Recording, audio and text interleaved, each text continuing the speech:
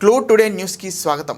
మేడ్చల్ జిల్లా గట్కేసర్ మున్సిపల్ పరిధిలోని 11వ వార్డులో 5 లక్షల నిధులతో పలు చోట్ల వేస్తున్న సీసీ రోడ్డు నిర్మాణ పనులు పరిశీలిస్తున్న గట్కేసర్ మున్సిపల్ మాజీ చైర్పర్సన్ మల్లి పావని జంగయ్య యాదవ్.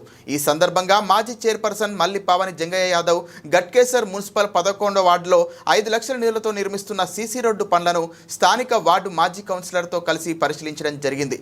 రానున్న రోజుల్లో ప్రతి వార్డులోని వార్డులను అభివృద్ధిలో ముందుకు తీసుకెళ్లేందుకు నా వంతు కృషి తప్పకుండా చేస్తానని తెలుపుతూ సంబంధిత కాంట్రాక్టర్కి రోడ్డు నిర్మాణ పనుల్లో ఎలాంటి అవకతవకలు జరగకుండా నాణ్యమైన సిమెంట్ వాడాలని సూచించారు. ఈ కార్యక్రమంలో మాజీ కౌన్సిలర్ కడుపోళ్ల మల్లేష్, మాజీ వార్డు సభ్యులు బర్ల దేవేందర్ ముదిరాజ్, ఉపాధ్యక్షుడు నాగరాజు, ఎస్సీసెల్ అధ్యక్షుడు శ్రీనివాస్, నాయకులు కయూం, కడుపోళ్ల రాజు, వార్డు ప్రజలు, మహిళలు తదితరులు పాల్గొన్నారు.